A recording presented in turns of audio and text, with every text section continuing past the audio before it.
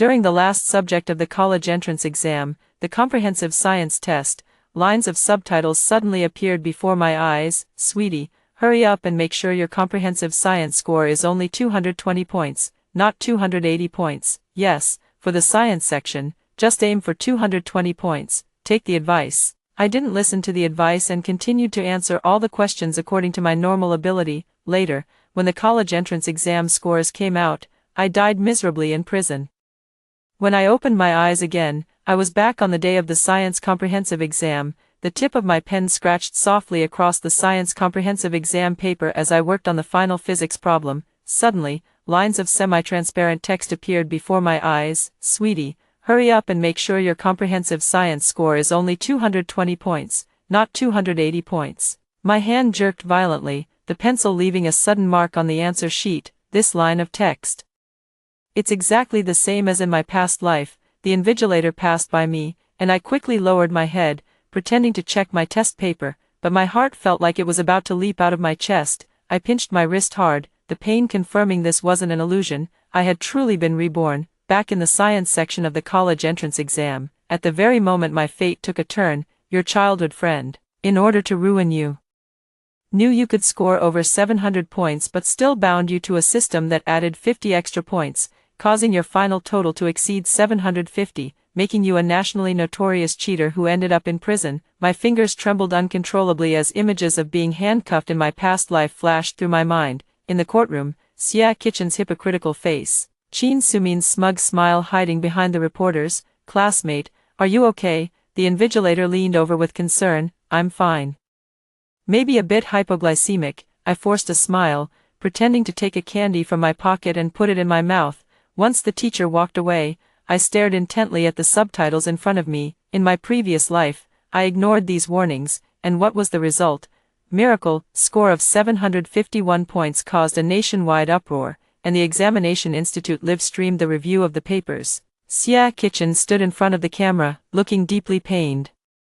I never imagined Lingy would do such a thing. Yes, for the science section, just aim for 220 points, take the advice. I took a deep breath, glanced up at the clock. 40 minutes left. I picked up the eraser and, without hesitation, wiped away the solution I had already written. In the final half hour, I meticulously calculated the points for each question. I deliberately got 3 multiple-choice questions wrong, only answered the first part of the physics problem, and intentionally omitted conditions in the chemical equations. When the bell rang to signal the end of the exam, my answer sheet was configured for a score of around 220. Stepping out of the exam hall, the June sunlight stung my eyes. At the school gate, Sia Kitchen stood waiting for me just as he had in my past life, the corner of his white shirt fluttering in the wind, looking like a gentle youth under the sunlight. Lingy, how did the exam go? He asked with a smile as he approached, his eyes subtly scanning my face, trying to gauge my emotions. I suppressed the nausea churning in my stomach and flashed a bright smile. Not bad,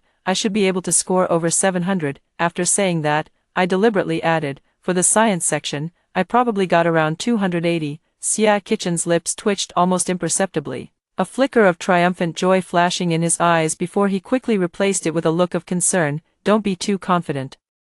This year's questions seemed quite difficult. Really, I thought they were very easy, I said, tilting my head and feigning innocence. Especially that last physics problem. I solved it completely. His hands clenched slightly at his sides, his knuckles turning white. I knew what he was thinking. The bonus point system was already tied to me. The more confident I appeared, the heavier the charge of cheating would be in the end. Lingy, a sickly sweet voice called from behind.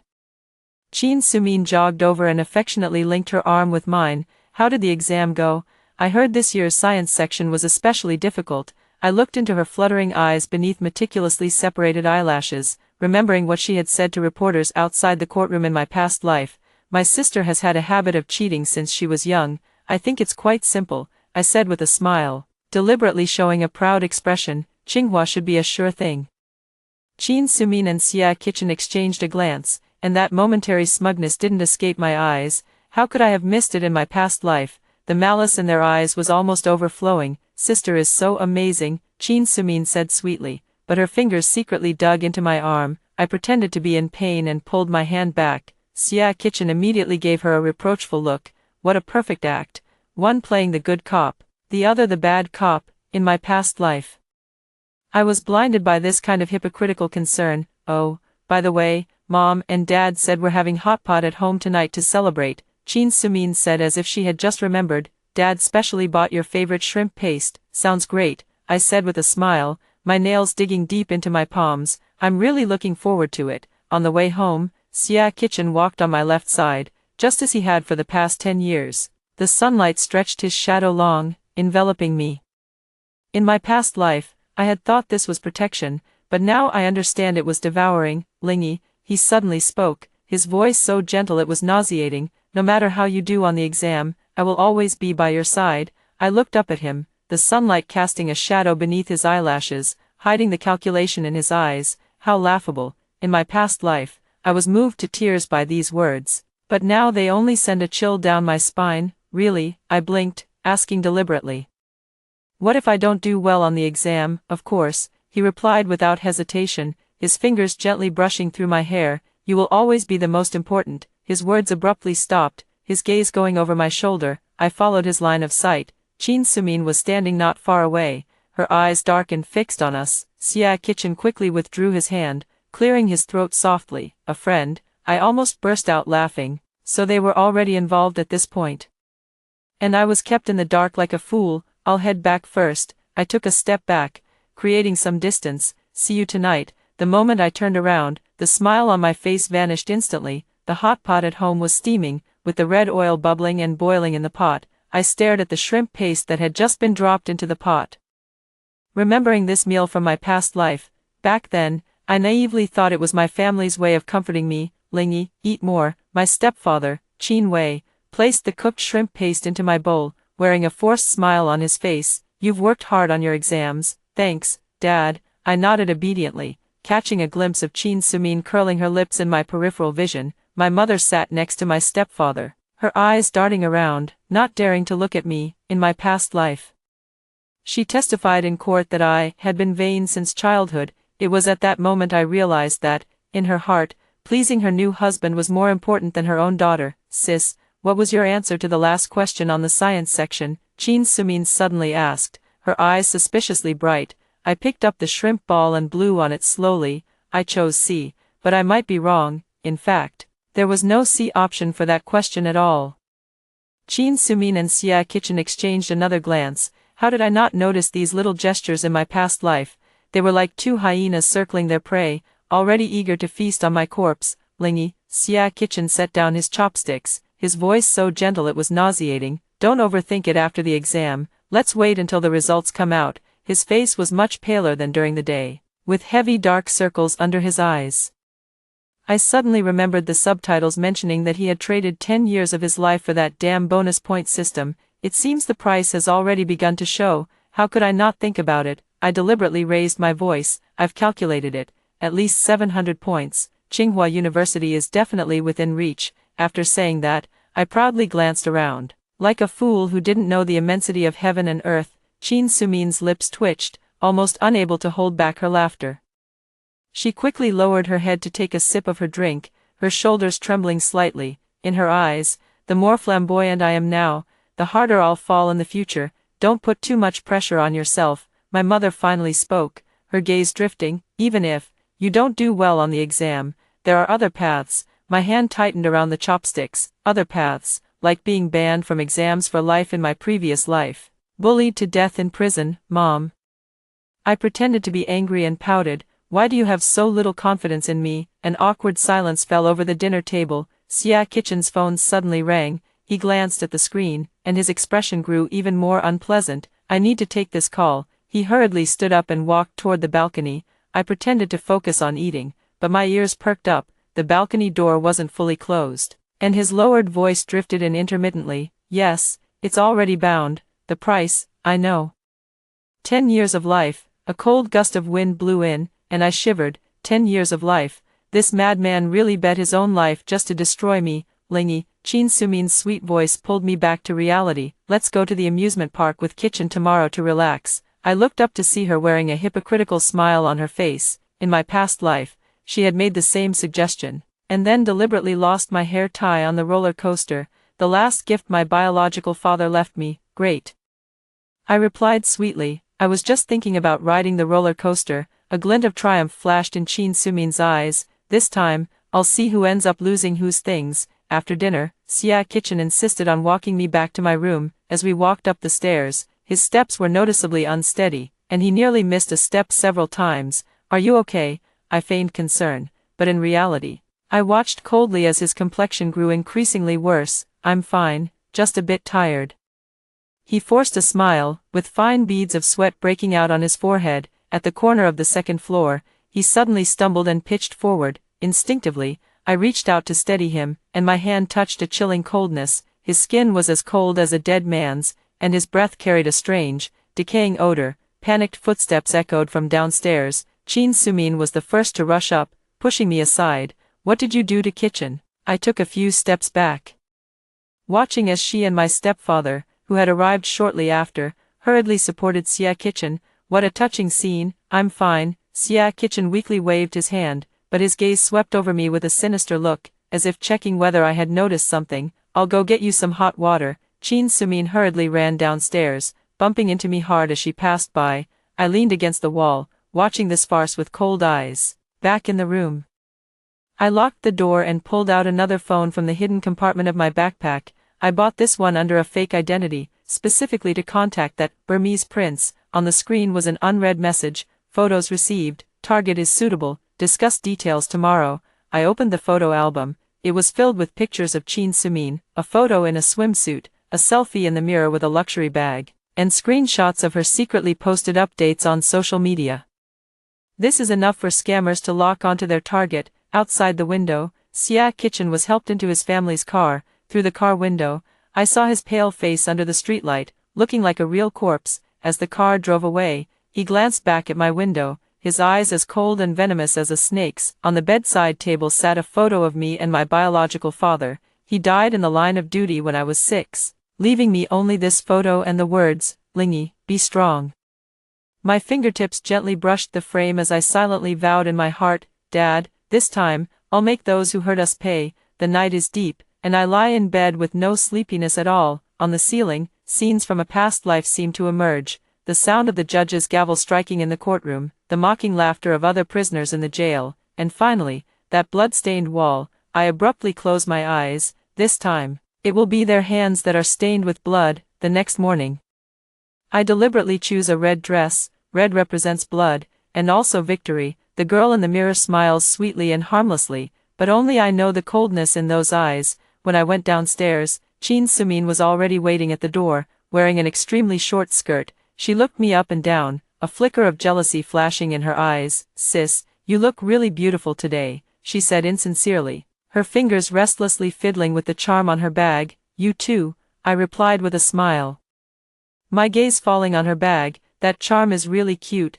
Chin Sumin instinctively hid her bag behind her back. Brother Kitchen is waiting at the door. Let's hurry. Sia Kitchen's car was parked in the yard. He leaned against the car door, looking even worse than yesterday, like a walking corpse. Seeing us, he forced a smile. Lingy looks so beautiful today, he said, reaching out to touch my hair, but I pretended to adjust my skirt to avoid it. In the car, Chin Sumin deliberately sat in the passenger seat, chattering non-stop the whole way. In the rearview mirror, Sia Kitchen's eyes kept glancing at me, their expressions so complex it was hard to decipher. The amusement park was packed with people, and the cheerful music drowned out how many dark thoughts. I'm going to buy drinks, Chin Sumin suddenly announced, interrupting my train of thought. She tugged at Sia Kitchen's sleeve. Brother Kitchen, come with me. Sia Kitchen hesitated and glanced at me. I smiled understandingly. I'll wait for you here. Before the roller coaster ride, Chin Sumin was unusually excited. Sis, let's sit in the front row. In my past life, it was here that she accidentally lost my hair tie. I touched the ponytail I had deliberately tied up today and nodded with a smile. Sure. The roller coaster slowly climbed to its highest point, offering a panoramic view of the entire amusement park. Chin Sumin suddenly screamed and grabbed my hand. Sis, I'm so scared. I watched her performance with a cold eye, and the next second, she accidentally pulled off my hair tie. The moment my black hair cascaded down, the roller coaster plunged sharply downward. Amid the howling wind, I heard Chin Sumin's triumphant laughter, but this time, I laughed even more happily than she did, because in the chaos just now, I had already swiped her phone and wallet from her bag. After getting off the car, Chin Sumin immediately started acting. "Oh my god, sis, your hair tie is gone." "It's fine." I casually tidied my hair. "It's not worth much anyway." Her expression froze, clearly not expecting me to be so calm. At night, I locked the door and took out Chin Sumin's phone. After unlocking it with the password I had secretly seen earlier, I scrolled through her chat history with Xia Kitchen. The explicit flirting and vulgar plans made my stomach twist in pain. The most shocking part was last night's conversation. "Chin Sumin, is the system confirmed to be successfully bound?" "Xia Kitchen, don't worry, she can't escape.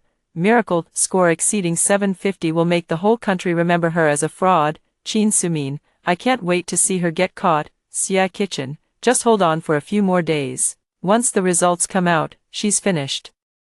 I calmly forwarded these conversations to my own phone and then deleted the records. What perfect evidence. It will definitely be useful in court someday. Finally, I clicked on the latest message from the Prince of Northern Myanmar. "All materials are ready. We can approach the target at any time." I replied, 3 days from now, at the Starbucks in the city center. She'll be wearing a pink dress. Closing my phone, I walked to the window. The night sky is dotted with stars. Tomorrow will be a fine day. Good weather is perfect for reeling in the net, for revenge, for watching your enemies step by step walk into the grave they dug themselves. Chin Sumin, your dream of becoming a princess is about to come true. Xia Kitchen, your 10-year lifespan, how much of it is left? On the day the college entrance exam results were announced, the sky was so gloomy it felt like it was about to press down. I sat in front of the computer, my fingers lightly tapping on the desk. Watching the clock approach exactly 10 in the morning, in my previous life, at this very moment, I had eagerly refreshed the page, only to be met with the miracle of 751 points and the nightmare that followed. Today, I will personally witness the shattering of Xia Kitchen and Chin Sumin's beautiful dreams. The doorbell rang. I leisurely went to open the door. Xia Kitchen and Chin Sumin stood outside, one looking ashen like a dead man, the other feigning calm but unable to hide the urgency in their eyes. "Lingy, the results are about to be announced." Chin Sumin forced an exaggerated smile. "Let's check them together." I stepped aside to let them in, a faint, almost imperceptible sneer curling at the corner of my mouth. Are they so eager to see me fall from grace? Xia Kitchen's steps were already unsteady, and the smell of decay in his breath grew stronger. He stared intently at my computer screen, his fingers twitching unconsciously. At exactly 10 o'clock, I entered my exam admission number and clicked to check the results. In the few seconds it took for the page to load, the room was so quiet that the heartbeats of all three of us could be heard. 721 points. I calmly read out the number on the screen. Chin Sumin gasped sharply, while Xia Kitchen abruptly stood up, his chair scraping against the floor with a harsh sound. "Impossible." He pushed me aside and leaned in close to the screen, his eyes nearly bulging out of their sockets. "This can't be." I watched coldly as he frantically refreshed the page. Over and over again, the same numbers kept appearing. Total score 721, provincial ranking 51. How could it be 721? Xia Kitchen muttered to himself, his voice hoarse like sandpaper grinding. It should have been 771. My blood instantly ran cold. He had admitted it himself. That damn bonus point system really existed. Chin Sumin's face turned deathly pale, her fingers digging fiercely into Xia Kitchen's arm. "Kitchen, didn't you say?" "Shut up." Xia Kitchen suddenly erupted in rage, shoving her away and turning to grab my collar. "What did you do? Did you find something?" His face was only a few centimeters away from mine, and I could smell the increasingly strong scent of death in his breath. The gentle childhood friend from my past life now seemed like a hysterical madman. "Found what?" I pretended to be clueless and innocent, tears welling up in my eyes at just the right moment. "Kitchen, what's wrong with you?" Xia Kitchen abruptly let go, staggering back several steps before suddenly bending over and coughing up a mouthful of blood. The dark red bloodstains splattered on the floor, like ugly flowers. "Brother Kitchen," Chin Sumin screamed as she rushed to support him, only to be pushed away again. Xia Kitchen stumbled toward the computer, frantically clicking the mouse. "It's wrong. Something must be wrong. It should be 771 points. 771. His voice grew lower and lower, eventually turning into a low growl. I stood by, watching this farce with a cold eye. How laughable. In my past life, I broke down crying here, and they hypocritically comforted me. Now the roles are completely reversed. Xia Kitchen suddenly erupted, punching the monitor. The sound of the screen shattering startled my mother and stepfather downstairs. "What's wrong?" Mother rushed upstairs in a panic, letting out a scream when she saw the blood on the floor. "Oh my God, what happened?" "It's nothing, Mom," I said calmly. Kitchen got too excited when he saw my grades. Kitchen knelt before the shattered monitor, his shoulders heaving violently. When he looked up, I saw the eyes of a dying man, cloudy, desperate, and filled with resentment. 721, he repeated hoarsely, 721, not 771. My stepfather frowned at the scene, clearly not understanding what was happening. Chin Sumin shrank in the corner like a frightened mouse, her eyes darting back and forth between me and Kitchen. "How did Lingyi do on the exam?" my stepfather finally asked. 721 points, ranked 51st in the province, I said with a smile. Tsinghua should be a sure thing. My stepfather's expression instantly turned complex. Surprise, doubt, and a hint of barely noticeable jealousy. My mother covered her mouth, tears suddenly welling up in her eyes. "Congratulations, Lingyi," my stepfather forced out a sentence, reaching out to support Kitchen. "Kitchen, are you okay? Do you need to go to the hospital?" Kitchen shook off his hand, staggered to his feet, and stared straight at me. You fucking must know." "Know what?" I tilted my head, looking utterly innocent. He opened his mouth as if to say something, then suddenly bent over again. This time, the amount of blood he vomited was even greater, splattering onto his white shirt like an abstract painting of blood. "Call an ambulance," my mother screamed, pulling out her phone. Kitchen pushed everyone aside and stumbled toward the door. "No need, I want to go home." "The system, I must check the system." Chin Sumin hesitated for a moment, then chased after him. "Brother Kitchen, wait for me." I watched their panicked retreating figures, and the corners of my mouth uncontrollably lifted. What a perfect scene. In my past life, you watched me flee in disgrace, and now it's your turn. Mother looked at me with concern. "Lingyi, Kitchen, maybe he's just too happy for me," I said lightly, turning to start tidying the room that Kitchen had messed up. My fingertips touched the bloodstains on the keyboard, sticky and cold. I wiped my hands in disgust, but a twisted sense of pleasure welled up inside me.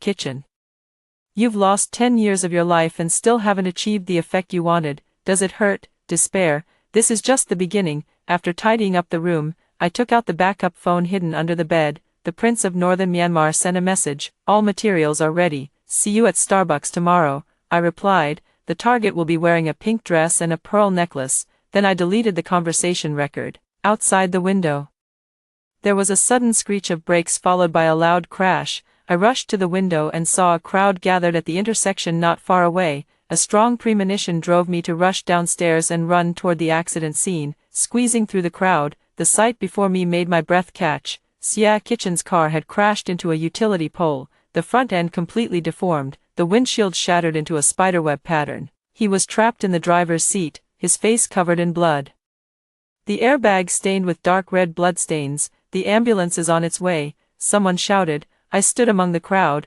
watching the tragedy unfold with cold indifference. In my previous life, when I was sentenced, did Kitchen look at me with the same indifference? Now, the retribution of the system's backlash has arrived. The siren of the ambulance grew louder, approaching from a distance. When the medical staff pulled Kitchen out of the deformed car, his body was limp like a rag doll, with one leg twisted at a bizarre angle, multiple fractures, internal bleeding, critical condition, the doctor announced after a quick examination. I followed the ambulance to the hospital. Outside the emergency room, Chin Sumin was already waiting there, her makeup completely smudged, looking like a ridiculous clown. "It's all your fault." She lunged at me as soon as she saw me, her nails nearly scratching my face. "If it weren't for you, Kitchen wouldn't have gotten hurt." I easily dodged, watching her fall to the ground in a sorry state. Did I make him speed?" Chin Sumin sat on the ground and suddenly burst into tears. "It's over, everything is over." I looked down at her,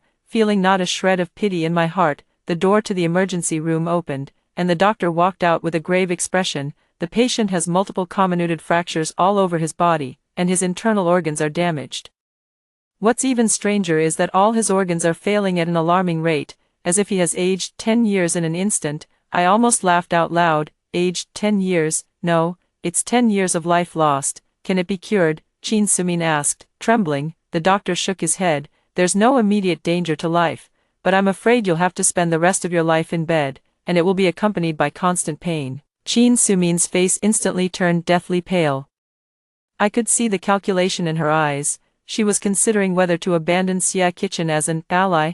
"I'll go notify his parents," I said considerately, turning to walk toward the hospital's public phone. By the time Xia Kitchen's parents arrived, their son had just been wheeled out of the operating room, wrapped in bandages from head to toe, with tubes inserted all over. He looked like a mummy. His mother fainted on the spot. "How could this happen?" his father murmured. The image of a successful businessman instantly crumbling. I stood by, like a dutiful, childhood friend, handing over tissues at the right moment and offering words of comfort. Who would have thought that I was secretly cheering for this perfect revenge in my heart? The doctor brought the X-ray and pointed to the dense fracture lines on it. "This is a very rare comminuted fracture. Almost every bone is broken, yet miraculously no vital areas were harmed. It's as if the damage was precisely calculated." I stared at those X-rays. Xia Kitchen's skeleton looked like a shattered piece of art. Is the system punishing him, making him live through the pain, which is more cruel than a direct death? Chin Sumin quietly pulled me into a corner of the hallway. "Lingy, what did Kitchen mean when he said you should have scored 771 points? I pretended to be clueless. How is that possible? The total score for the college entrance exam is only 750. She bit her lip, her eyes flickering. "It's nothing, he was just talking nonsense." Looking at the panic in her eyes, I knew she was starting to get scared of the secret being exposed, scared of becoming the next target. "Sumin," I suddenly called her affectionately, "are you free tomorrow? Come with me to Starbucks. I want to buy a coffee to celebrate." Chin Sumin's eyes lit up, clearly not expecting me to take the initiative to invite her. "Sure, I happen to have nothing to do tomorrow. Wear that pink dress," I said with a smile. "It suits you very well." She nodded happily, completely unaware that she was stepping into a carefully designed trap. As I left the hospital, the setting sun dyed the sky a blood-red hue. I stood at the hospital entrance and took a deep breath. The air was filled with the smell of disinfectant, yet it felt refreshingly new to me. Xia Kitchen lay in the hospital bed, suffering a living death, while Chin Sumin was about to meet her Prince of Myanmar tomorrow, and I, a prospective Tsinghua University freshman with a score of 721, standing in the sunlight, while they are about to plunge into eternal darkness. My phone vibrated with a news notification. Multiple cases of abnormally high scores have emerged in this year's college entrance examination, and the examination authority has launched an investigation. I smiled and turned off my phone. "Xia Kitchen, your conspiracy, for which you gambled 10 years of your life, has been effortlessly resolved by me, and you will spend every minute and every second of the rest of your life tasting the bitterness of this failure." The air conditioning in Starbucks was turned up high, but Chin Sumin kept fanning herself with her hand. The collar of her pink dress was already damp with sweat. She checked her watch for the 5th time, her eyes flickering with impatience. "Sis, when is that friend of yours arriving?" She pouted, her fingers tapping incessantly on the table. I slowly sipped my iced Americano, enjoying her restless demeanor. "He'll be here soon. He just got back from Myanmar and is still adjusting to the time difference." Chin Sumin's eyes lit up. "Myanmar, the country famous for its jade. His family has mines there," I said casually, watching her pupils instantly dilate at the word mines. Just then, the door of Starbucks swung open. A tall, dark-skinned man walked in, wearing a custom-tailored suit, with a Patek Philippe on his wrist gleaming in the sunlight. I noticed Chin Sumin's gaze immediately fixated on that watch. "Lingy," the man greeted warmly in accented Chinese, striding over. "Sorry to keep you waiting." I stood up with a smile. "Sumin, this is my friend Wu Suawan. Suawan, this is my sister Chin Sumin." Wu Suawan, that swindler, politely took Chin Sumin's hand and performed an exaggerated hand kiss. Chin Sumin's face instantly flushed bright red, her fingers trembling slightly. "I've long heard of your reputation." Wu Suawan's voice was deep and magnetic. "Lingy often says she has such a beautiful sister, and seeing you today, the praise is truly well deserved." Chin Sumin shyly lowered her head, but I saw the corners of her mouth curling upward uncontrollably. After we sat down, Wu Suawan began to talk about his family business in Myanmar: jade mines, rubber plantations, luxury hotels. With each word he spoke, Chin Sumin's eyes grew brighter. "Actually," Wu Suawan suddenly lowered his voice, "I am the prince of a small kingdom in northern Myanmar, but the royal family cannot engage in public activities at the moment." Chin Sumin's breathing noticeably quickened, her fingers tightly clutching the hem of her skirt. I could almost hear the calculations clicking in her mind. "Princess, jewelry, private jet, really, she blinked, feigning innocence. That must be so exhausting, right? Woo Suawan smiled wryly. Indeed, our family is now in exile, but I am striving to restore the royal status. He looked affectionately at Chin Sumin. If there were a lady as beautiful and intelligent as you to assist. Chin Sumin almost jumped up from her chair. I timely interrupted the performance. Suawan, didn't you bring the photos? Yes, yes. Woo Suawan pulled a photo album from his Hermes bag. Upon opening it, Chin Sumin let out a gasp of admiration. The photo showed a resplendent and magnificent palace, with Woo Suawan seated on a throne in splendid traditional attire. This is an old photo of my family, he said sorrowfully. It's now occupied by the rebels. I watched this performance with a cold eye. Those photos were obviously fake, but the editing skills were enough to deceive Chin Sumin, whose eyes were clouded by greed. Her fingertips gently brushed over the gemstones embedded in the photos, as if she could already feel their texture. This is my villa in Switzerland. Woo Suawan flipped to the next page, pointing to a luxurious mansion at the foot of a snow-capped mountain. Chin Sumin was completely captivated, asking one question after another. How many assets does your royal family still have? How long will it take to restore your status? What kind of social events do you usually attend? Woo Suawan answered fluently, occasionally throwing in a few professional terms to assert his status. Seeing the timing was right, I pretended to receive a call. Hello. Now, all right. After hanging up, I put on an apologetic expression. Sorry, the school needs me for something. I have to go now. Chin Sumin could hardly conceal her joy. No problem, sis, go ahead and take care of your business. Suawan, please take my sister home, I said meaningfully. Woo Suawan nodded gracefully. It would be my pleasure. After leaving Starbucks, I didn't go far. Instead, I hid in a coffee shop at the street corner to continue observing. In less than 10 minutes, I saw Chin Sumin and Woo Suawan walk out together and get into his rented Mercedes-Benz. The phone vibrated. A message from Woo Suawan. The fish has taken the bait. We've arranged to show her the royal jewels tomorrow. I replied, don't rush, take it slow. She's even greedier than you think. On the way home, I made a detour to the hospital. Xia Kitchen's room was quiet, with only the rhythmic beeping of the machines. He was wrapped in bandages from head to toe, like a broken puppet. Only the slight rise and fall of his chest proving he was still alive. Kitchen, I've come to see you, I said softly, knowing he couldn't hear me. The diagnosis sheet by the hospital bed read, multiple fractures throughout the body, multiple organ failure, extremely poor prognosis. I picked up the diagnosis sheet, took a photo, and sent it to that empty number. I knew Xia Kitchen's parents would check his phone. Chin Sumin met a prince from northern Myanmar today. I continued speaking to the unconscious Xia Kitchen. She'll soon become a princess. Are you happy? The heart rate on the monitor suddenly accelerated, emitting a piercing alarm sound. The nurse hurried over, and I stepped aside, watching coldly as they performed the rescue. Xia Kitchen, you can hear me, right? Are you scared, angry, just like I was in prison in my past life? After the nurse stabilized his condition, I quietly left. I ran into Xia Kitchen's mother in the hallway.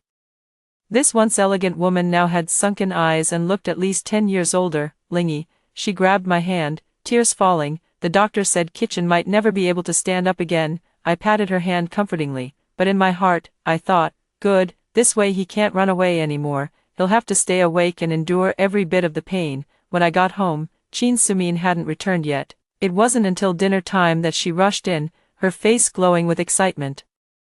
Still carrying a faint scent of cologne. Sis, she rarely showed such affection as she wrapped her arm around mine. Your friend Soan is amazing. He invited me to see his family's jewelry collection tomorrow. I feigned surprise. Really, that's wonderful. At the dinner table, Chin Sumin was unusually quiet, a mysterious smile playing at the corners of her mouth. My stepfather glanced at her a few times with a puzzled look but didn't ask any questions. Mother has been absent-minded all along. Ever since Xia Kitchen's incident, she has been in this dazed state. In the evening, as I passed by Chin Sumin's room, I heard her on a video call. Of course I believe you. No, I haven't told anyone, really. I can become a princess. I quietly left and returned to my own room. On the desk lay the Tsinghua University admission letter, glowing softly under the desk lamp. I caressed the gilded school emblem. In my past life, how I longed to walk into this campus with dignity. My phone lights up with a message from Woo Suawan. Tomorrow, I'll show her the royal heirloom ring, saying it was left by my mother for her future daughter-in-law. I reply, she'll take the bait. prepare for the next step. Putting down my phone, I walk to the window. The night sky is dotted with stars. Tomorrow will be a fine day. Good weather is perfect for coronations, for weddings, for falling into hell. Early the next morning, Chin Sumin dressed up meticulously, wearing her most expensive dress and spraying the most expensive perfume from my drawer. I pretended to be fast asleep, listening to her tiptoe out the door. At noon, she returned, with a large, jade ring now on her finger, and as soon as she saw me, she excitedly waved her hand. Look, the token of love Suawan gave me. He said it's a royal heirloom. I pretended to be amazed and held her hand. Oh my, the jade has such a fine color. In reality, it was just a piece of colored glass, but in the eyes of a greedy person, it was priceless. In the days that followed, Chin Sumin completely fell into her princess dream, leaving early and returning late every day. She always came back with various royal gifts, antique brooches, heirloom necklaces, royal perfumes, and so on. Her room quickly filled with these cheap imitations. A week later, during dinner, Chin Sumin suddenly announced, "Dad, Mom, I'm going to Myanmar with Saw Win. His family has matters to attend to, and as his fiancée, I must accompany him." My stepfather's chopsticks clattered onto the table. "What? You've only known each other for a few days. Love knows no time," Chin Sumin declared confidently. "Besides, he's a prince. After we get married, I'll be a member of the royal family." I lowered my head to eat, hiding the smile at the corner of my mouth. "At least let us meet him," my stepfather insisted. Chin Sumin reluctantly agreed. The next day, Wu Suawan appeared in my living room dressed in a suit and tie, carrying meticulously prepared fake documents and royal papers. My stepfather was intimidated by the gilded seals, while my mother kept looking at her daughter with concern. "I will take good care of Sumin," Wu Suawan said affectionately. "We have the finest mansion in Myanmar, with servants at our beck and call." Chin Sumin nestled beside him, looking at me like a victor. "Sis, even if you graduate from Tsinghua, you're still just a worker. I'm going to be a princess." I nodded with a smile. "Yes, you're really lucky." Wu Suawan chimed in at the right moment. "Actually, Lingyi has helped us a lot too. If it weren't for her introduction." Chin Sumin's expression instantly changed. She clearly didn't want to acknowledge any connection to me. In her previous life, she did the same thing, immediately cutting off all ties after sending me to prison. After seeing Wu Suawan off, the atmosphere at home became strange. My stepfather seemed vaguely uneasy, but was also dazzled by his daughter's happiness and the prospect of becoming royal in-laws. My mother, on the other hand, kept hesitating to speak. In the evening, Chin Sumin was packing her luggage in the room, humming a tune as she stuffed various expensive clothes into the suitcase. I leaned against the doorframe, watching coldly from the sidelines. "Sis," she suddenly turned around, a malicious smile on her face. "You know what? I've always thought you were especially ridiculous, acting all high and mighty all day long. What's the use of being a good student? Now I'm going to become a princess, and you, even graduating from Tsinghua just makes you a high-level employee." I looked at her calmly. "Yes, you're really amazing. Xia Kitchen is also a fool," she continued without restraint. "He went to so much trouble just to mess with you, and ended up crippling himself. But it doesn't matter. I never liked him anyway. I was just using him to get close to you." I narrowed my eyes. "Oh, he thought I loved him so much," Chin Sumin said with a smug smile, "but I was really just after his family's money and connections. Now that there's a better option, who cares about that cripple?"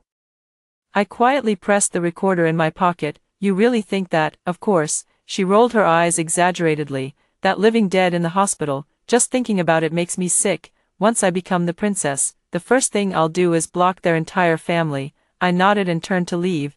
This recording would make a great gift for Xia Kitchen, who is lying in the hospital bed. The day before departure, Chin Sumin happily went to bid farewell to her friends, bragging everywhere about her royal engagement. I went to the hospital instead. Xia Kitchen had already woken up, but his entire body was still immobile, with only his eyes able to move. "Kitchen, I brought you a gift," I said softly, taking out my phone and playing the recording. Chin Sumin's malicious voice echoed in the hospital room. "Xia Kitchen is also a fool. I only wanted his family's money and connections. That living corpse in the hospital, just thinking about it makes me sick."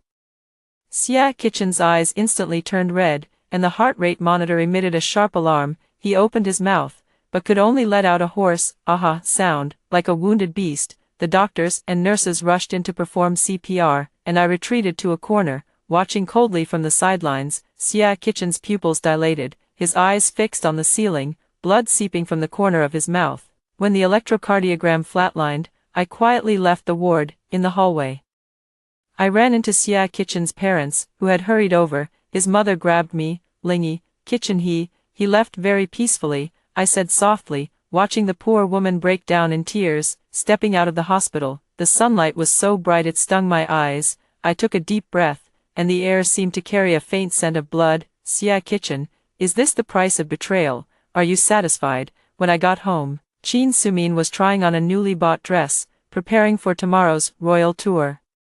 She hummed a tune, completely unaware that her ally had closed his eyes forever. Sis, she spun around proudly, does it look good? The Burmese royal family should appreciate this style.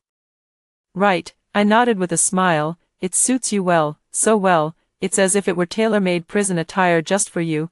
Early the next morning, the whole family went to the airport to see her off. Qin Sumin wore her most splendid dress and that fake jadeite ring, holding her head high like a true princess. Wu Suawen thoughtfully carried her bag for her, whispering in her ear from time to time, making her giggle. Remember to let us know you've arrived safely, her stepfather reminded her.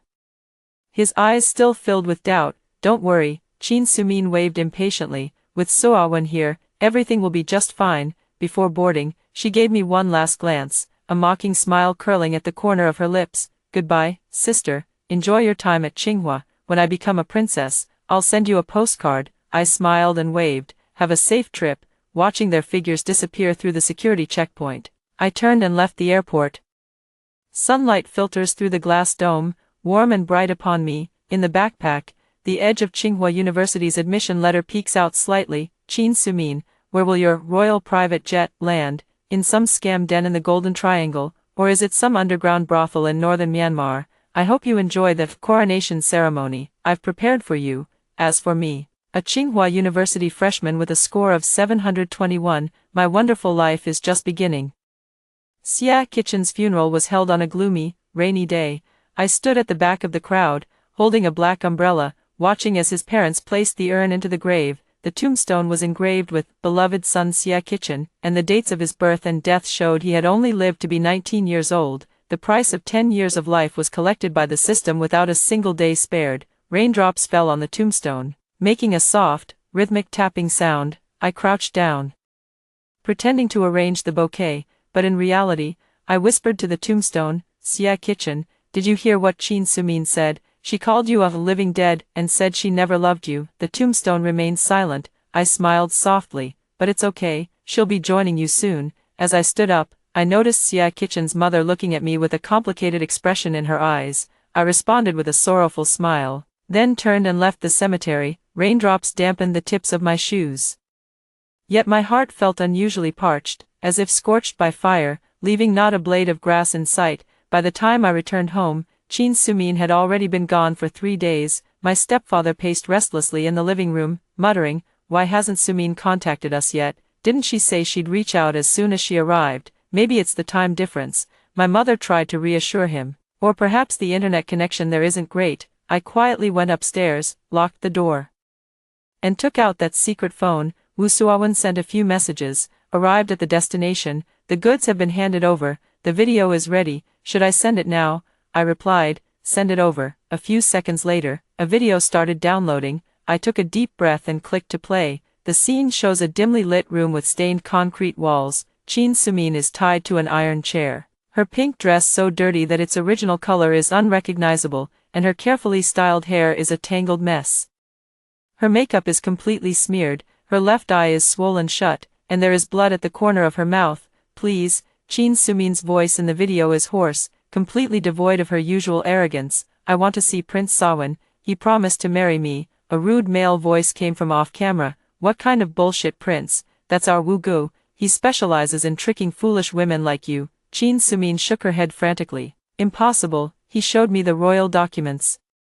The man laughed loudly, the camera shook, and a hand reached out to grab her hair. Stupid, it's all fake, you've been sold, you know, for 500,000 yuan, now you're our property. Qin Sumin let out a heart-wrenching scream. The screen suddenly turned to the ground, followed by the sounds of beating and clothes tearing. The video ends abruptly here. I turn off the video, my fingers trembling slightly. But not out of fear or pity, rather, a strange sense of emptiness, in my past life. When I was in prison, did I scream in despair like that too? My phone vibrates again. Woo Suawan sends a new message. Boss, what should we do next? Usually, with this kind of merchandise, we film them first to make money, then send them to the casino to work as prostitutes. Those who don't obey get their organs harvested, I replied. Handle it as usual, just don't let her die. Putting down my phone, I walked to the window. The rain had stopped, and sunlight pierced through the clouds, reflecting a dazzling glare on the puddles. The Tsinghua University admission letter on the desk was lifted by the wind at one corner, as if waving to me. Suddenly, my stepfather's furious roar came from downstairs. This can't be, how could my daughter be in Myanmar? I quietly went downstairs and saw my stepfather yelling into the phone. What do you mean they're controlled by a fraud ring? What are the police even doing? My mother was sobbing beside him, holding the police phone call she had just ended. It seemed someone in Myanmar had reported the incident, and the police had notified the family. Lingy, my stepfather saw me and grabbed onto me like a lifeline. What's the deal with your friend, Saw Win? The police said he might be a fraudster. I pretended to be shocked. Impossible, he's a Burmese prince, and he even showed Sumin the royal documents. Bullshit documents. My stepfather punched the wall. Those bastards tricked your sister into going to northern Myanmar and sold her. The police said she's missing now, possibly already. He couldn't go on, collapsing onto the sofa. My mother cried even harder. My Sumin, how could this happen? I stood at the stairwell, watching the farce unfold with cold eyes. When I was sentenced in my past life, they weren't this heartbroken. My stepfather was busy distancing himself. My mother gave false testimony in court. And Chin Sumin looked smugly into the camera. I'm going to pack my things, I suddenly said. I have to report to Tsinghua University tomorrow. Both of them looked up at the same time, a flicker of displeasure flashing in their eyes. How could I still be thinking about school when their precious daughter's life was hanging in the balance? Go ahead, my stepfather waved wearily, his tone indifferent. I turned and went back to my room, my heart completely unmoved. When packing my luggage, I deliberately placed the admission letter on top. In my previous life, how I longed to walk into the Tsinghua campus with dignity, rather than being pointed at as the college entrance exam cheater. Early the next morning, I dragged my suitcase downstairs. The house was quiet. My stepfather and mother had stayed up all night and were probably just falling asleep. I gently closed the door without leaving a single word. The sunlight was dazzlingly bright as I stood at the bus stop waiting for the bus to the train station. Suddenly, my phone rang. It was a call from the hospital. Miss Xia, regarding Mr. Xia Kitchen's belongings. Would it be convenient for you to come and collect them? His parents said you were his best friend. I hesitated for a moment. All right. I'll be right there. The hospital corridor always carries the scent of disinfectant. The nurse handed me a small cardboard box. These are his personal belongings, phone, wallet, and such. I thanked her and left, opening the box on a bench in the hallway. Xia Kitchen's phone was out of battery. Inside the wallet, aside from his ID and cash, there was a small, tightly folded note. I unfolded it to find a line of hastily scrawled handwriting. System error. Xiao Lingyi didn't get the extra 50 points. Plan failed. I'm about to die, but don't let her off easy. Find someone to mess with her at Tsinghua. On the back of the note was a phone number. I sneered and tore the note into tiny pieces. Xia Kitchen, even in death, you're still thinking of harming me. I can't open his phone for now, but it's okay. I can deal with it when I get to school. Now, I'm going to start my new life. The train station was bustling with crowds, and I sat in the waiting room, watching all kinds of passengers rushing by. Suddenly, the news playing on the TV caught my attention. Breaking news from our station: the fraud syndicate in northern Myanmar has once again drawn public attention. It is reported that a woman was lured to the area and subjected to abuse. The screen switches to a blurry surveillance video, showing a bald woman chained with iron shackles in a filthy cell. Despite the poor video quality, the figure is unmistakably Chin Sumin. Passengers waiting nearby gasp in shock and voice their condemnation. These scammers are truly despicable. That poor girl, I heard they break the legs of everyone they trick into going. I lowered my head to look at the train ticket in my hand, my heart completely calm, pitiful. In my previous life, when I was wrongfully imprisoned, why did no one say, that poor girl? The announcement sounded, and my train began boarding. As I followed the crowd toward the platform, I felt a strange sense of relief, as if I had finally shed a burden I had carried for years. The train started moving, and the scenery outside the window began to recede. I took out Sia Kitchen's phone and tried to turn it on. It was out of battery. I stuffed it back into my bag, deciding to deal with it once I got to school. Sunlight streamed through the car window, falling on my admission letter, where the gilded characters, Tsinghua University, shimmered brightly. I gently traced my fingers over them. The dream I couldn't achieve in my past life was finally about to come true in this one. My phone vibrated with a new message from Wu Suawen. The goods tried to escape. We followed the rules and broke their right leg. They're much more obedient now. Should I send the video? I replied, no need, don't send any more in the future. I turned off my phone, leaned against the window, and closed my eyes. The taste of revenge wasn't as sweet as I had imagined. Instead, it felt like chewing a mouthful of sand, rough and dull. But at least I no longer had to dream of that blood-stained prison wall. The train continued to speed forward, carrying me toward a new life. Sia Kitchen is dead, Chin Sumin is living a life worse than death, and I can finally break free from the shadows of the past and live openly under the sun. The sunlight outside the window grew increasingly intense, almost blinding me. After hearing the first story above, what are your thoughts? Feel free to share your opinions in the comments section. Next, there is another similar story. Let's continue to see. On the day of the college entrance exam, just as my childhood friend and I caught the last shuttle bus for the exam, I discovered that one of the parents on board was a fugitive murderer. I knew he would impulsively kill, but I remained calm and got off the car alone, because in my previous life, I decisively urged my childhood friend and best friend to get off the car, but they said I had a persecution complex. And others cursed me for being unlucky. I had no choice but to threaten my childhood friend with my life to force him off the car, but my best friend insisted on staying, and in the end, she and everyone else in the car were taken to the wilderness and brutally dismembered. My childhood friend and I dashed into the exam hall just before the deadline. On the surface, he was grateful that I had saved him, but on the day the results were released, he tied me up in front of my best friend's grave and poured a bucket of sulfuric acid over my head. Why didn't you insist on letting Xiao Jin get off the bus? It was you who caused her tragic death. You don't deserve to live in this world. I was tortured to death by him, and when I opened my eyes again, I had returned to the day we all boarded the bus together. When I regained consciousness, Jiang Jingyi was pushing me to the back as if it were the most natural thing in the world. He placed his schoolbag next to Xia Jin in the front, and 2 meters further ahead by the rear door sat Su Hao's father. Last night, I learned from my police officer uncle that Su Hao's father had killed the homeroom teacher of the neighboring class, and a formal warrant for his arrest would be issued today. Before I could snap out of my shock and fear, Jiang Jingyi's voice, filled with disgust, rang out first. Xiao Jin has been feeling uneasy as the exams approach. So she just wanted me to chat with her to ease her tension. Xiao Wanchu, you usually call yourself her best friend, so how come you can't even understand such a small thing now? Xia Jin leaned forward from the front seat, her smile exactly the same as in her past life. Wanchu, I didn't mean to steal your Jingyi, but I'm so nervous today that I can hardly breathe. If I don't talk to someone, I'll feel like I'm suffocating. Please, just let me have Jingyi for half an hour, okay?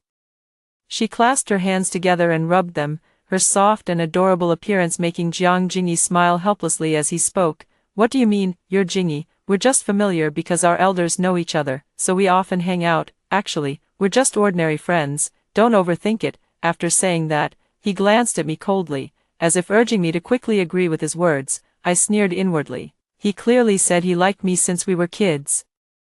Wrote me no less than 100 love letters, and we were already recognized as a campus couple. Now he says we're just ordinary friends. Before I introduced Xia Jin to him, he would stick by my side every day, begging me to marry him once I came of age. But after Xia Jin appeared, his attention shifted. He went from clinging to me to enjoying Xia Jin clinging to him, and even started to resent me in return. Seeing their faces again in this new life, I finally realized how ridiculous I had been. Meeting Jiang Jingyi's completely emotionless gaze, I simply picked up my bag. Feel free to chat, I'll take a taxi. Jiang Jingyi didn't expect me to let it go so easily, looking puzzled. When Xia Jin suddenly exclaimed, Wanchu, are you mad at me? It's all my fault.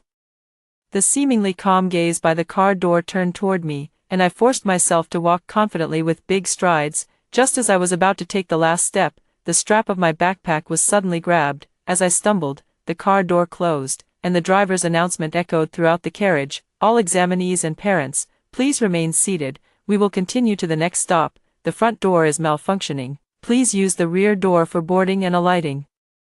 My breathing instantly became erratic. I tried my best to avoid making eye contact with Suhao's father, and cold sweat broke out on my forehead. The hand behind me exerted force, turning me around to face the sobbing Xia Jin. What are you making a fuss about? What you just said will put so much pressure on Xia Jin. Don't you know what an important day today is? What if it affects her college entrance exam? Apologize, Xia Jin, with reddened eyes, tugged at his sleeve. Forget it, Jing Yi. It really is my fault. Wan Chu likes you so much, it's only natural she dislikes me. Jiang Jingyi grew even more distressed, turning to me with a furious rebuke. Can you really not stand to see us happy? You're always targeting Xiao Jin, and this morning you even pretended you couldn't find your exam admission ticket, forcing us to rush for the last bus. I frowned and looked at Xia Jin. Is that what you told him, this morning? I had originally planned to take a taxi myself, but she insisted on going with me and asked me to wait for her. But when I rushed to her house, she claimed she couldn't find her exam admission ticket and insisted on waiting until Jiang Jingyi came to find us. Only then did she slowly take the ticket out from the drawer. In my previous life, I thought she was just too nervous and forgot, but now I know she was deliberately trying to ruin my image in Jiang Jingyi's eyes.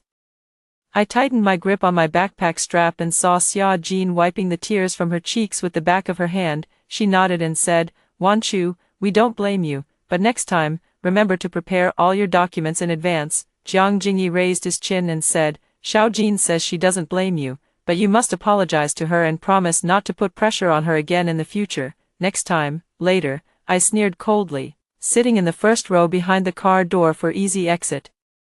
No need for next time or later. I guarantee I won't bother you again this time. You better. Jiang Jingyi no longer looked at me, sitting next to Xia Jin and handing her a box of milk. Xia Jin blushed shyly, lowered her head and rummaged through her bag as well, suddenly changing her expression. Then she stood up abruptly, pointing at me and shouting, Wan Chu, how could you snatch the talisman I was going to give to Jingyi? She shouted urgently, rushing past Jiang Jingyi to grab my backpack.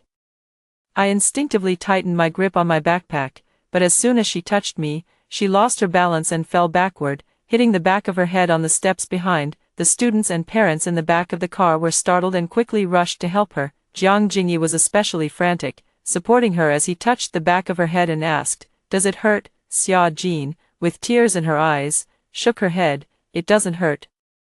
But the protective charm I personally went to the temple to get for you is gone. Jingyi, what should I do? Could this be a bad omen? Jiang Jingyi helped her to her seat, then turned and forcefully extended his hand toward me. Give the protective charm back to Xiao Jin. The gazes of everyone around were fixed on me.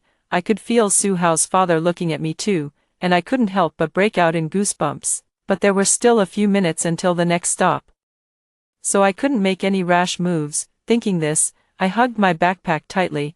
I don't know anything about a protective charm. Xia Jin shook her head with tears streaming down her face. Impossible. I secretly showed it to you this morning, and then it disappeared. Wan Chu, I know you've never liked me, and it was me who insisted on being your best friend, but the amulet contains my best wishes for Jingyi. You can't take it away. Jiang Jingyi narrowed his eyes with even more disgust. Give it back to her. I gritted my teeth and looked straight into his eyes. If you don't believe me, there's nothing I can do. I've never heard of it or seen it. Everyone on the bus was watching us, and a student's parent sighed. Classmate, no matter what, this is the college entrance exam. One small mistake and you might not get into your ideal university. Don't be stubborn. Just give it back to them. That's right, classmate. When it comes to things like lucky charms, it's better to believe they exist than to dismiss them entirely. Xia Jin shot me a smug look from her seat, but when she spoke, her voice was soft and fragile. Wan Chu, I never blamed you before for taking so many of my things in private, but this one, please, can you give it back to me? Your family is so wealthy, you can buy anything, you don't lack this. A boy whistled. With all that money, you still steal. With that kind of character, can you even get into college? Jiang Jingyi's expression grew even uglier, and when he spoke, there was a hint of gritted anger. I should have known better than to let you ride the bus with us. It would have been better to let you take a taxi by yourself. The bus stopped, and I stood up, my face cold. Then I'll get off now, so I don't get in your way here. But I hadn't taken more than a few steps when Xia Jin's panicked cry reached my ears. Wait, my exam admission ticket is gone too. By then, I had already reached the door. only to be grabbed by the back of my collar once again by Jiang Jingyi. Xiao Jin can't take the exam without her admission ticket. How could you be so malicious? Don't run. Hand over the admission ticket and the protective charm. All the students waiting at this stop have boarded. Seeing the door about to close, I hurriedly turned back and shouted, I never touched her things. Let go of me. I need to get off. Jiang Jingyi's eyes grew more sinister as he grabbed me and forcefully pulled me back. Still stubborn, empty everything in your bag onto the ground. Let go of me. Gritting my teeth, I mustered all my strength to break free and strode toward the door. Suddenly, an arm appeared in front of me, blocking my way, the moment I recognized the color of the sleeve. The door closed. All examinees and parents, please take your seats. We will continue to the next stop. The sleeve of that arm was slightly rolled up, revealing a fierce tattoo on the wrist. In an instant, my hair stood on end, and I trembled as I turned my head, meeting the face of Su Hao's father, who wore a half-smile. Classmate, is your family really that wealthy? I hadn't even spoken when Xia Jin cut me off. Yes, uncle, Wanchu's family is really wealthy. Her father owns the largest stationery factory in our area. Someone behind me exclaimed in surprise. So you're the only daughter of the Xiao family, but if your family is so rich, why would you take someone else's things? This is really embarrassing for Mr. Xiao. The greed in Su Hao's father's eyes sent a shiver down my spine. In my previous life, as soon as I recognized him, I quietly warned everyone about the danger and urged them to get off the bus, but no one believed me.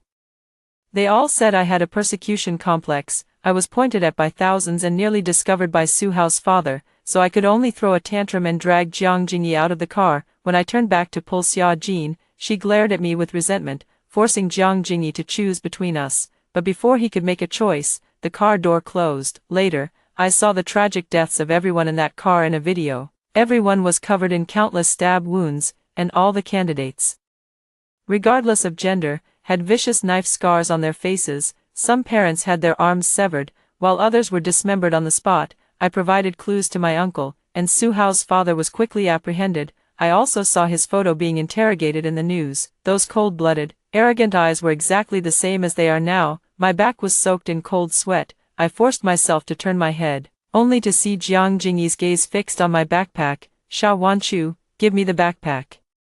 Feeling that Su Hao's father was still staring at me, I bit my lip and, in a fit of desperation, threw the backpack over. Since you don't believe me, then you can search it yourself. Jiang Jingyi unzipped the backpack and, with a cold expression, dumped everything inside onto the floor. Inside the backpack, there was only a review book and a transparent folder I had prepared for the college entrance exams. He carefully checked all the pockets and compartments of the backpack but found nothing.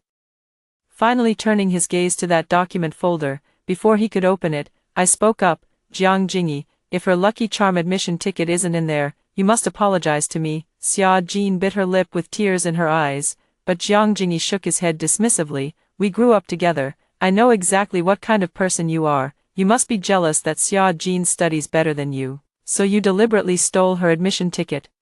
He spoke with such conviction that Xia Jin also gained momentum. No wonder you insisted on getting out of the car. You just wanted to take the chance to throw away my exam admission ticket so I couldn't take the test. The people around grew furious, all pointing at me and cursing. I clenched my fists, without even looking. You're already wronging me like this. Jiang Jingyi glared at me fiercely, then lowered his head to open the file bag. But the things inside were prepared by me last night according to the college entrance exam requirements. This morning, Xia Jin offered to help me carry them, but I didn't agree just in case, so there's no way her things are in there. As he flipped through, Jiang Jingyi's face darkened. It's impossible that there's nothing in your pocket. I only have 2 pant pockets, and I turned them both inside out to show him. He frowned suspiciously and looked back at Xia Jinsher, only to find that she had cried until her face was deathly pale. How could it not be there? She clearly took my bag this morning. Jing-yi, am I not allowed to take the exam anymore? But I really want to go to the same university as you. Jiang Jingyi immediately composed himself again and held out his hand to me. You have a habit of putting important things in your phone case. Give me your phone. My heart skipped a beat, and I quickly tightened my grip on the phone. I'll give you the phone case, but not the phone, Xia Jin shouted. She's so nervous. It must be behind the phone case. Upon hearing this, Jiang Jingyi immediately lunged forward. I fought back with all my might but was still pushed down, and my phone was snatched away. I hurriedly grabbed onto a pillar to stand up when a cold, large hands suddenly gripped my arm. Suhao's father's deep voice sounded in my ear. "Classmate, let me help you up."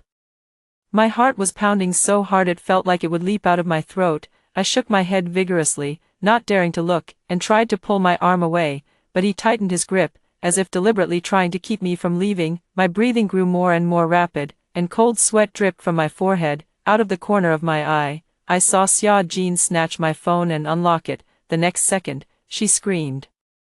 "Xiao Wanchu sent a WeChat to his uncles saying there's a fugitive murderer on our bus." Time seemed to stand still. Jiang Jingyi took my phone, and Xia Jin, like everyone else, was scrutinizing the people in the car. Even the driver in front frowned and glanced back through the rear-view mirror. Everyone's eyes held panic and confusion, but I was the only one so tense I could hardly breathe. My gaze slowly drifted downward, finally settling on the fingernails digging into my skin. A terrifying panting sound brushed against my neck, rising and falling in sync with the mocking laughter of the male parent in the front seat. "This young girl isn't very old, yet she's already developed such severe paranoia." A single sentence put everyone in the car at ease. The old man said, "Exactly, we're all here to take our kids to the college entrance exam. Both the kids and parents are focused on today's most important test. How could there possibly be a murderer beside me?" Suhao's father also whispered, "That's right, classmate, how could there be a murderer on the bus?" I clenched my back teeth to keep myself from trembling. When I spoke, my voice was hoarse. "I was just gathering material for my uncle. He writes murder mystery scripts." Xia Jin let out a sigh of relief, then frowned again. "Wanchu, you're not using this as an excuse to stall for time, are you?" Jiang Jingyi snapped back to reality, his face cold as he took back his phone. As he spoke, he opened the phone case. "You went too far today. After the exam, I'm definitely telling your parents. They won't let you off easy." "Wait, where is it?" He stared blankly at the empty phone case, and I immediately mustered all my strength to pull my arm free and rush over. "Now can you see I didn't take it? Give it back to me." Finally grabbing my phone back, I bent down to put my things into my backpack. "The next stop is in 3 minutes. And this is my last chance." According to Suhao's father's account from the previous life, he hijacked the driver to change direction at the stop before the exam site, and only started taking action after the bus drove into a remote alley. "And the next stop is the second to last stop. I must get off." Holding my backpack tightly, I simply stood by the door, keeping a meter's distance from Suhao's father. Jiang Jingyi, who was behind me, thought for a moment before turning back to ask, "Xiao Jin, why don't you think again? Could it have been left somewhere, maybe at home?" "No, I checked before I left, and it was in my backpack. From the moment I left home until I got in the car, only Wanchu touched my backpack, so the exam admission ticket and the protective charm must be in the car." As she spoke, tears fell, and Jiang Jingyi's heart softened again. He reached out and grabbed my sleeve. "Take off your jacket, I need to check." I looked at him in disbelief. "Jiang Jingyi, are you crazy? There are so many people on the bus. Do you want to ruin my reputation in public? If you don't hand over the exam admission ticket, you'll ruin Xiao Jin's entire life." He gritted his teeth and spat out the words, ignoring my refusal as he directly took off my school uniform jacket, revealing the short-sleeved t-shirt I was wearing underneath. After patting down the coat from top to bottom, he narrowed his eyes coldly. Could it be in the pants, or maybe in the underwear? Xia Jin's shout attracted a few eager male parents and students, who rushed forward and pinned me down. The leader simply pulled open the collar of my t-shirt to look inside. "Let go of me, help, don't touch me." My roar only made them more excited. I gritted my teeth, clutching my chest, my feet kicking wildly. Outside the crowd, Jiang Jingyi watched all of this coldly, while Xia Jin blinked her eyes, as if taunting me. "Now, Jingyi belongs to me completely." The surrounding examinees were all bowing their heads, reviewing their questions. Some parents excitedly recorded videos, while others paid no attention, only concerned about whether their own children were thirsty. In the rearview mirror ahead, the driver was also looking back as if watching a spectacle. None of them wanted to save me. Exactly the same as in the previous life, my heart grew increasingly desperate, and my cries for help gradually weakened, until a boy said disappointedly, "How boring, only developing this much by senior year of high school. No wonder the guy you like is interested in someone else, who would want to look at someone like you. Let's go, no gossip and no admission ticket. This is so boring." The hands pressing down on me all withdrew, and I could no longer hold back my tears. Through my tear-blurred vision, I saw Jiang Jingyi embrace the anxious and crying Xia Jin. softly comforting her. "Don't worry, we'll find it." The bus arrived at the second-to-last stop. I wiped my tears fiercely, grabbed my coat, leaned against the pillar farthest from Suhao's father, and ran off the bus with big strides. Suddenly, a hand from behind touched my coat. Without stopping, I let go immediately, leaving the coat on the bus. Even after my feet touched the ground, my heart continued to race, but I didn't look back. Instead, I ran frantically in the opposite direction, in the car.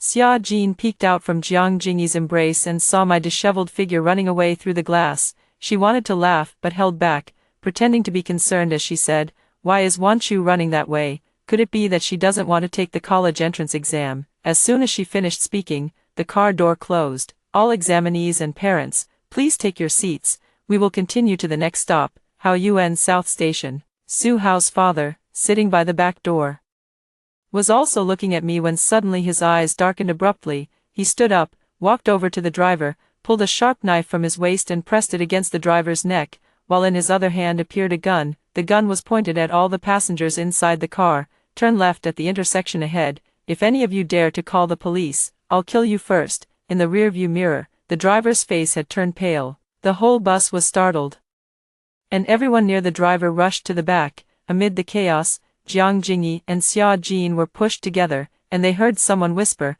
"What that female classmate said earlier was true. There really is a murderer." Another person also lowered their voice. "What's the use of knowing now? Call the police quickly." But soon, those squatting on the ground and secretly making phone calls panicked. "Why is there no signal? I don't have a signal either." The situation grew increasingly chaotic. Jiang Jingyi hurriedly took out his phone to check and indeed found no signal. Suhao's father, who was holding the driver hostage in the front, cast a cold glance back, his tone tinged with a hint of madness. "I've already blocked all signals on this bus. None of you can escape. Heaven let me board this bus, giving me this chance. Today, all of you will be buried with my Suhao." The dozen or so people behind were terrified. Students who had been escorted by their parents clung to their embrace, while those who boarded alone could only huddle into a ball. In Jiang Jingyi's arms, Xia Jin trembled like a leaf. She clung tightly to his waist, her eyes darting anxiously ahead. "Jingyi, what should we do? Think of something quickly. I don't want to die." "Don't be afraid, Xia Jin, everything will be fine. Jiang Jingyi managed only a few words before falling silent. "No matter how he acts, he's just a high school senior. He might have some presence among his peers, but in front of a knife-wielding murderer, he's just a paper tiger." Suddenly, Suhao's father's gun barrel wavered. "You're having quite a lively chat back there. Do you not take me seriously?" They immediately fell silent, not daring to make a sound. Suhao's father looked at the driver with satisfaction. "Ahead, turn right again." The driver's voice trembled. "The alley to the right is very narrow. Once we go in, we might not be able to get out. Turn right. Stop with all the nonsense." Suhao's father roared angrily, then gritted his teeth and actually stabbed the driver in the side with a knife. A piercing scream echoed inside the car as it swerved wildly. Several girls and Xia Jin could no longer hold back their screams. Suhao's father grabbed the steering wheel and shouted impatiently at the back, "Shut up, it's too noisy." A vicious voice mixed with the crackle of static, and Xia Jin trembled even more violently. Suddenly, she broke down, pushing Jiang Jingyi away, pulling open the car window, and preparing to jump out. "Xiao Jin, no, you'll fall to your death. Let go of me. I'd rather die from the fall than die here." Jiang Jingyi wrapped his arms around her waist and shouted to the side, "What are you all staring at? Come and help." But just like at every stop before, the people on the bus were lost in their own fears, and no one cared whether she lived or died. Jiang Jingyi was momentarily dazed, but the wind howling past outside the window snapped him back to reality, and he pulled her back with force. Just as he helped her steady herself, 2 items suddenly fell from Xia Jin's pants pocket. On the folded exam admission ticket, the name Xia Jin was clearly written.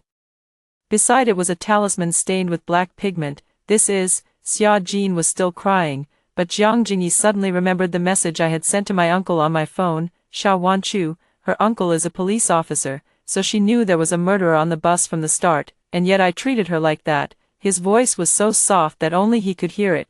By the end, he suddenly noticed everyone around him staring out the window in horror. Jiang Jingyi followed their gaze and was shocked to see that the bus had already turned into a dead-end alley. The walls on either side were only a fist's width away from the windows. Even if they climbed out, there was no way to escape. The driver in front had lost too much blood and passed out, no longer moving. Meanwhile, Suhao's father held up the gun, a sinister smile on his face as he slowly walked toward the back of the vehicle. In his other hand, the tip of the knife was dripping with blood. "Now, it's your turn." I took a taxi to the exam site shortly after, running in the opposite direction. Just as I got out of the car, my parents called. "Wan Chu, where are you? Your uncle said there's a murderer on your exam shuttle bus, and he even bought a gun from the black market." Tears streamed down my face as I choked out, "Mom, Dad, I've already escaped." "That's good. You nearly scared us to death while we were abroad. Is Jing Yi with you?" His parents said they couldn't get in touch with him and are really worried. I bit my lip. "He and Xia Jin are both in the car." My parents were shocked. "Your best friend Xia Jin, when did they?" "Wan Chu, in short, I'm just glad you're okay. Thanks to the distress message you sent to your uncle, they've already located the bus and are organizing a rescue. Don't worry, Jingyi will be fine." The painful image from my past life flashed before my eyes. Jiang Jingyi tying me up in front of Xia Jin's grave and pouring sulfuric acid over my head, causing a sharp pang of agony in my heart. In my previous life, I genuinely wanted to save them, which is why I immediately sent a message to my uncle for help after getting in the car, including our location, and desperately tried to persuade them to get out, only to end up with such a fate. In this life, I wanted to stay away from them. Yet I was publicly humiliated. I still don't understand how over a decade of childhood friendship could be overshadowed by just a few words from Xia Jin. "Mom, Dad, I need to go in for the exam now." "Alright, you go ahead and relax. Mom and Dad will buy tickets to return home right away." If we had known it would turn out like this, we would have insisted on coming back to accompany you through the college entrance exam. With my phone turned off, I entered the examination hall.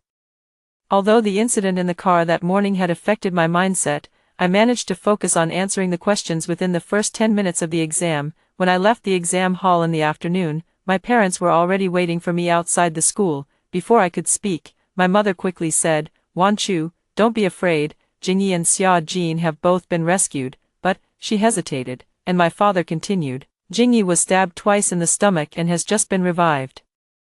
Your best friend has several cuts on her face and is terrified." Talking nonsense. Her parents are planning to send her for psychological counseling, but at least both of them are still alive, while several other passengers died. Mom poked his arm. "Don't scare the child." I interrupted them. "Was Suhao's father arrested?" "He was. There was surveillance in the bus, so he couldn't deny it." "Mom, Dad, I want to see the surveillance footage." My parents took me to the police station. And my uncle, considering I was the one who initially reported the case, opened the surveillance footage for me to watch. When they saw me being bullied in public, my parents could no longer sit still and angrily cursed Jiang Jingyi, and I thought this kid was outstanding. Never imagined he'd dare treat my daughter like this. No way. The Jiang family must apologize to Wan Chu. My parents stormed out in righteous anger, leaving me alone behind. After seeing Xia Jin's own exam admission ticket and protective talisman fall out of her pocket, I clenched my pants tightly and gritted my teeth. In the surveillance footage, when Suhao's father was holding a knife and walking toward the back of the car, someone asked him, "I don't even know you. Why are you doing this to me?" He raised his hand and wiped his cheek with the back of it, leaving a bright red streak on his face. When he spoke, his voice was filled with resentment and bitterness. "Some of you were even my son's classmates, but you never cared about him." A boy who had once torn off my clothes said, "Didn't Suhao take a month off because he wasn't feeling well?" "That's the homeroom teacher talking nonsense. My son was bullied by you and jumped to his death a month ago, but the school said the situation was special before the college entrance exam and asked me to pretend nothing happened. My son is gone. How can I pretend nothing happened?" Suhao's father suddenly paused, a smile curling at the corner of his mouth. "I killed your homeroom teacher and also took 1,000,000 yuan from her home safe. To be honest, the police are looking for me. I originally planned to take this bus to cover my tracks and run when we reached the exam site, but at the last stop, there's my son's favorite basketball court, so I decided on the spot to kill you all to keep him company." Suhao's father grew more and more agitated as he spoke. And Suhao's classmates, who were also present, trembled with fear. Xia Jin's face turned deathly pale. Whether it was the word police that triggered her or not, she suddenly lost control and shouted, "Xiao Wanchu's uncle is a police officer. She must have gotten off the bus to call the police." Jiang Jingyi hurriedly covered her mouth, but it was already too late. Suhao's father frowned. realizing he needed to act quickly. So he strode over and pulled Xia Jin away. She turned back in a panic and shouted, "Jing-yi, save me," but Jiang Jingyi gritted his teeth, his eyes filled with disgust and hatred. "If you hadn't falsely accused Wan Chu of stealing your exam ticket, she wouldn't have gotten off the car and left me behind. You deserve this." The scene that followed was too gruesome. I only dared to glance at it briefly. Su Hao's father slashed a few cuts on Xia Jin's face. In the excruciating pain, she screamed until her voice went hoarse, but no one came to her rescue. By the time he let go, Xia Jin had already lost her sanity. Su Hao's father, holding a blood-stained knife, stabbed Su Hao's classmate to death and injured several parents. He then indiscriminately stabbed several more people, with Jiang Jingyi being the last one targeted. "Classmate, I have to thank you for having such a tense relationship with Xiao Wanchu, otherwise she might have taken all of you off the bus, then I wouldn't have had any fun, would I?" Jiang Jingyi's lower abdomen was bleeding, and his last words before closing his eyes were a faint murmur. Faintly, a few words could be made out. "I'm sorry." A few days later, Jiang Jingyi finally regained consciousness. I didn't want to see him at first, but he insisted on meeting me, refusing treatment otherwise. His parents had no choice but to come to me, even going so far as to kneel. So I had no choice but to agree. In the hospital room, he sat up excitedly as soon as he saw me. "Wan Chu, you finally came to see me. I knew you would forgive me, right?" I smiled softly. "What makes you think I would forgive you?" He was taken aback, a flicker of panic flashing in his eyes, and he quickly said, "I'm sorry, Wan Chu, it's all my fault. I was wrong to trust Xia Jin. Her exam admission ticket and protective charm weren't lost at all. She deliberately framed you." Jiang Jingyi covered the wound on his stomach with one hand and stretched the other straight toward me. I calmly watched as a blood blister swelled at the needle insertion point on the back of his hand. If it were before, seeing him like this would have made me worry to the point of tears, wishing I could suffer in his place. But now, seeing him so weak that he can only rely on N4 to maintain his vital signs, I actually feel a sense of relief in my heart. "Jiang Jingyi, don't you think it's too late to say sorry now? My parents named me Wan Chu because they felt they met too late, but I wish I had never met you, then I wouldn't have suffered so much humiliation." Jiang Jingyi's lips trembled as he shook his head vigorously. "No, Wan Chu, I've liked you since we were kids. You can't abandon me. We promised to get married when we grew up." I sneered. "Is this how you show your affection? By not trusting me, rummaging through my backpack, and letting other boys bully me? I thought you liked her instead." I clapped my hands, and Xia Jin was pushed inside. Before entering, she was still acting wildly, but as soon as she saw me, she screamed and covered her scarred face. "Xiao Wanchu, it's you who did this to me." In her brief moment of clarity, the first thing she thought of was to curse me. I crossed my arms. "You were the one who wronged me first." She glared at me with resentment. "That's only because you always act so superior. Why do you get to be rich and good at studying? It's not fair. I wasn't as lucky as you to be born into a wealthy family, so I must take Jiang Jingyi away from you." I curled my lips into a smile. "Do you think you've taken him away, you wretched woman, still flaunting your power in front of me? If it weren't for that damned murderer, I would have succeeded for sure." Jiang Jingyi spoke up. "Shut up, you have no right to talk about her." Xia Jin finally noticed him, her screams growing even more shrill. "Jiang Jingyi, why didn't you save me? You just stood by and watched as my face was ruined, and you did nothing to help me." He glared coldly. "I told you, you brought this upon yourself. If you hadn't falsely accused Wan Chu, she wouldn't have gotten out of the car alone. Otherwise, with our childhood friendship, she would definitely save me." I stood by the wall, wanting to say that I tried to save you in my past life, but not in this one. But the words that came out were, "Well, if she weren't here, would definitely save you, so you wouldn't miss the college entrance exam. Did you know, you predicted many of this year's college entrance exam questions. If you had taken the exam, you could have chosen any top university in the country." Jiang Jingyi's eyes instantly turned red with anger. He pulled out the 4-needle himself, rushed off the bed, and grabbed Xia Jin's hair. "You made me miss the college entrance exam. You've ruined my entire life." Xia Jin was not to be outdone, kicking him in the stomach where the wound had not yet fully healed. "I didn't take the college entrance exam either. It's all your fault." The hospital room was in chaos, with bloodstains scattered all over the floor. I led the others out, leaving the space for them to act freely. At the end of that day, Xia Jin's mental illness relapsed, and she was sent back to the psychiatric hospital. Her family also had a well-behaved and outstanding younger sister, so her parents simply ignored her, focusing on raising the sister instead, leaving her to fend for herself in the psychiatric hospital. But Jiang Jingyi was the only son of the Jiang family, and his parents couldn't bear to give up on him, openly and secretly begging me to visit him more often. It's just that every time they came to my door, my mother would chase them away. Later, after too many visits, my father, in a fit of anger, cut off all cooperation with the Jiang family, and they finally settled down. On the day the college entrance exam results were released, I saw Jiang Jingyi again. He had lost a lot of weight, his back hunched forward, his hands instinctively covering his stomach. "Wan Chu, I'm going to repeat the year. I just checked my grades and was in a great mood." I only said, "Oh," and was about to leave, but he grabbed me. "I'm sorry. I know you won't forgive me, but I know I was terribly wrong. I thought our future marriage was a sure thing, but I also wanted to get to know a few more girls." And just then, Xia Jin threw herself at me, so "Wan Chu, I'm really sorry, please forgive me, okay?" I pulled my sleeve away in disgust, not wanting him to touch me. My parents were still waiting at home to celebrate with me, and I didn't want to waste any more time on him. "Jiang Jingyi, you made your own mess. Don't come begging for my forgiveness, you don't deserve it." With that, I took off my coat, threw it into the trash can, and strode into the house. After that, I only heard news about him from my classmates. Jiang Jingyi often had nightmares while repeating his studies, dreaming of the knife in Su Hao's father's hand always pointed at his stomach. Under the influence of these nightmares, he had no interest in studying and even started hanging out with troublemakers, learning to smoke, drink, and play video games. In the end, he only studied for half a year before dropping out to drift through society, and was later detained for gang theft.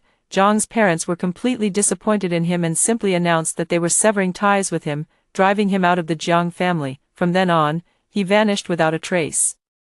After entering university, I focused on my studies and worked tirelessly to fill my time, finally managing to banish the nightmares from both my past and present life from my mind. Not long after I was admitted to graduate school, during a casual chat at a high school reunion, someone mentioned Jiang Jingyi, and everyone felt a sense of regret. He was once a top student, but now he's a homeless man nobody cares about. He really played a great hand of cards terribly. By the way, how is Xia Jin doing?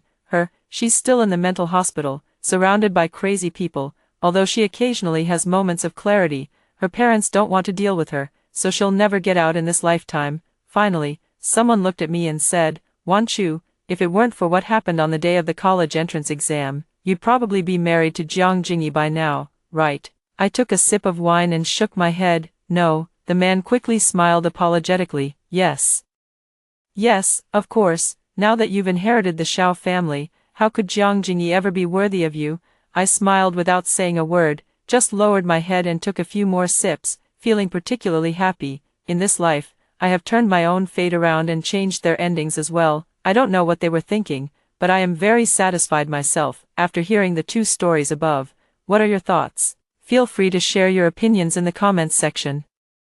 Looking forward to hearing from you. If you liked this story, don't forget to like it, share it, and subscribe to my channel. See you next time.